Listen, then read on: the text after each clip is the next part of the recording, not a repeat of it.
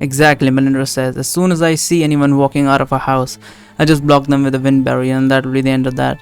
How close are the royal guards? I say. Do you think we'll have to fight them too? It's still going to take a while until they're here. Melinda says. Hopefully, we'll already be gone by then. Come on, Barry. Are you going to teleport us back or not? I hear Brandon talking through the receiver. You're not calm enough. The teleporter says. You need to be calmer. And oh God, is one of you unconscious? We can't be calmer than this, Brandon says. The royal guards are breathing down our necks. We need to teleport us out now. An unforeseen premonition. Well, we can't really have a premonition. We don't have the stats for it. Barry, I suddenly hear Rose's voice through my transceiver. Answer me quickly. Where are you right now? Is Luna with you? Are you on a street with lots of oddly shaped building?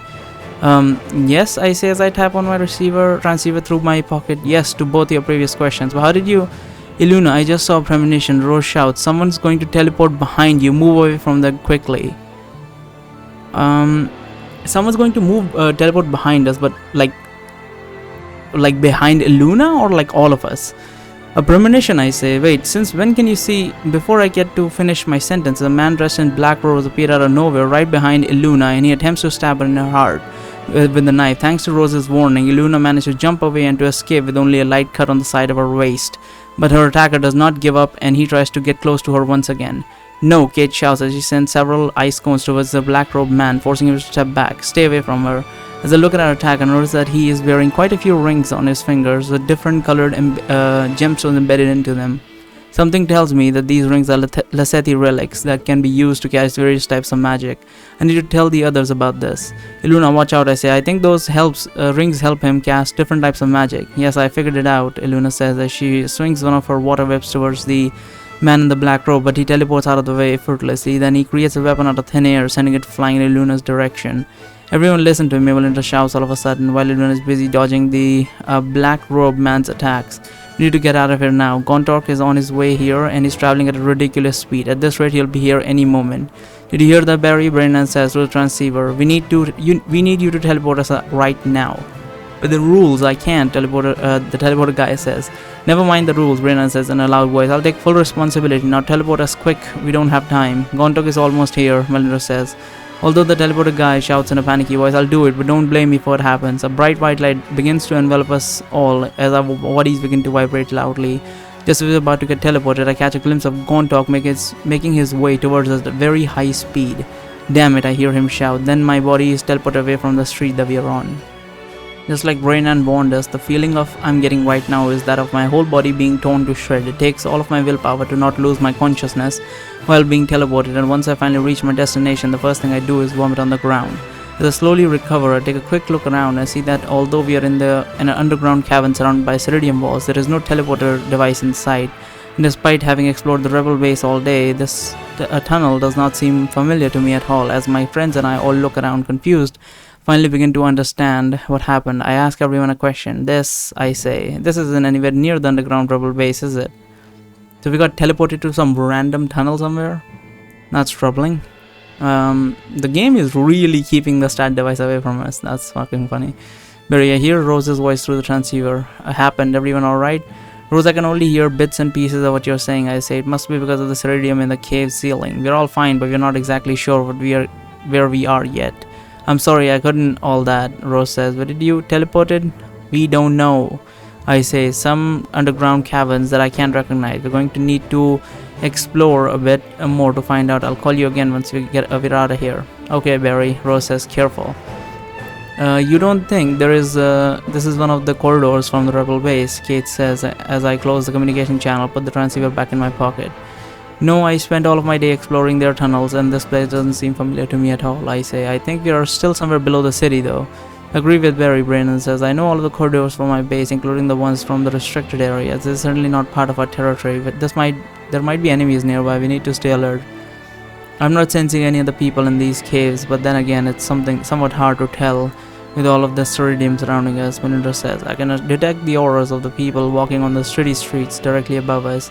The ceiling must not have a lot of ceridium in it, but some of the ceridium walls in this place are so thick that they're completely blocking my magical sense completely. One thing I can sense, however, is that there is quite a few magical traps scattered throughout these corridors. Looks like we're going to need to disarm at least some of them before we can get out of here. Magical traps, huh? I say, damn, We could have really used Darren's help right now. What? Why is he able to detect like disarm magical traps? I didn't really know about that. I mean, I suppose he's an enchanter, but then again, Illuna is super good, or like Flower is super good with traps too. So you should be fine.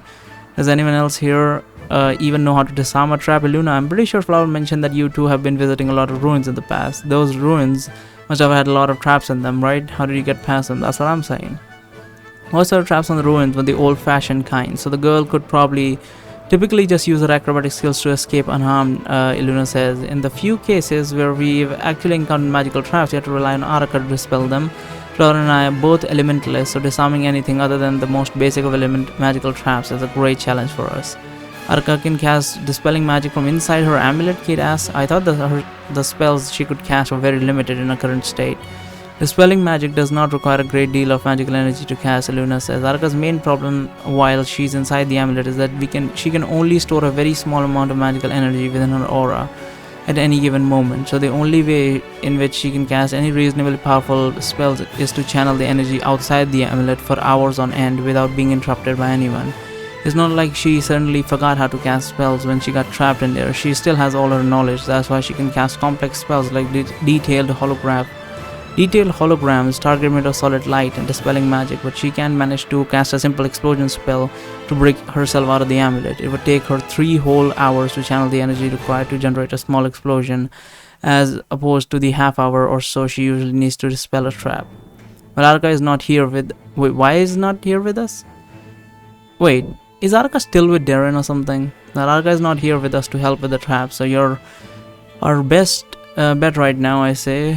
You've seen her use the dispelling technique many times before, so you must know how it works by now, right? Knowing how it works, being able to perform it successfully are two completely different things, Illuna says. I've tried my hand at disarming magical traps a few times before as well, so maybe the two of us could work together, Braynan says. Either way, I think we should get moving. I've been trying to contact Barry from the teleporter room, but ever since we got here, I've had no luck, so I'm guessing that there are just too many hidden walls between us and him for the signal to get through. Between us and him. Consider that we are likely at the same altitude as him at the moment. We're probably going to need to reach the surface before he can teleport us again. All of a sudden, Illuna conjures a bucket worth of water above Layla's head, and she drops it on her face, which causes her to jump from the ground to look all around the room, slightly panicked. What happened, Layla writes as she calms down a little. Where are all the Royal Guard trainees? They're still on the surface, Illuna says. Meanwhile, we've been teleported by an unidentified underground tunnel by accident. We are trying to find our way out. We'll explain more as we walk. Let's get moving. After Braynan heals Layla's concussion that she got from hitting her head against the pavement earlier, we all begin to head in the direction that seems the most likely to lead us towards the surface. With Melindra's help, we managed to avoid the paths leading directly to magical traps for a while, although according to her own words, we will probably be forced to start disarming some of them rather soon.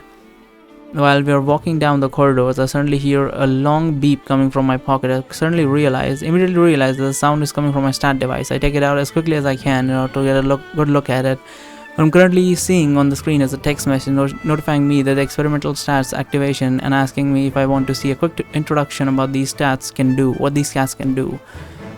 It looks like I won't be able to see any of my stats until I answer the question on the screen. See the introduction. I actually want to read this. This might be helpful. I decide that I want to see the introduction, so I press the corresponding buttons on my screen. It makes a new text appear on the screen. Apparently the introduction text does not fit on the screen of my device, so its entirety. So I'm going to have to press a small button on the side of the stat boost in order to navigate the next page. Oh, that sounds like so like old school fucking phones and shit like that. Man, I mean, that brings back memories. I've done some stuff like that. I mean, and on the old phones, like going through the internet was on like 2G speeds. Fucking hell, it was a chore.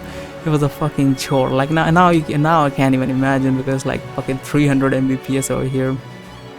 But like back in the day, it was like if you got like 30 kbps, that was like holy shit, you're getting good internet today. But whatever. Those are some awful fucking days. I'm going to have to press... Yeah.